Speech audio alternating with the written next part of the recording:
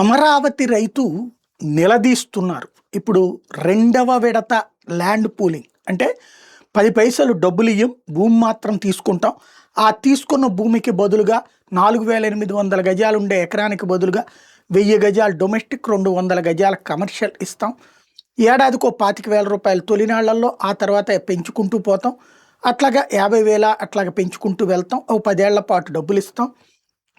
3 ఏళ్లలో మీకు డెవలప్డ్ ప్లాట్లు ఇస్తాం అన్నటువంటిది ప్రభుత్వం చెప్తోంది. కొత్తగా భూ సమీకరణ దేనికోసం అయ్యా అంటే ఒకటి ఎయిర్పోర్ట్, ఇంటర్నేషనల్ ఎయిర్పోర్టు, అట్లాగే ఇంకొకటి క్రికెట్ స్టేడియం, ఇట్లాంటి వాటి కోసం అని చెప్తోంది.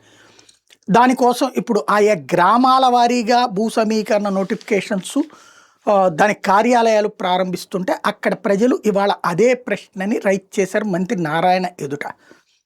ప్రభుత్వం మారితే పరిస్థితి ఏంటి, అసలు రాజధాని చట్టబద్ధత ఏంటి అనేక సార్లు వచ్చిన ప్రశ్న ఇది. అమరావతికి చట్టబద్ధత కల్పించాలంటే మొన్న ఈ మధ్యన ఈనాడు జ్యోతి పుంకాను కథనాలు రాసేసినాయి, మొన్ననే క్లియర్ అయిపోయింది అంతా అని.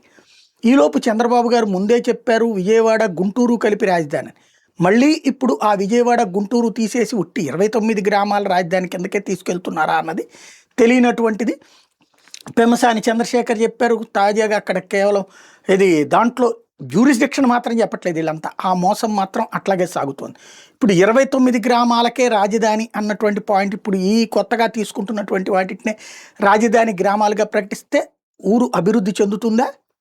అది ఏదైతే దీని టైపులో అంటే ఢిల్లీ టైపులోను, బాంబే టైపులోను, లేకపోతే కనుక చెన్నై టైపులోను, హైదరాబాద్ టైపులోను అవుతుందా? ఇది ఒక పెద్ద అయోమయం.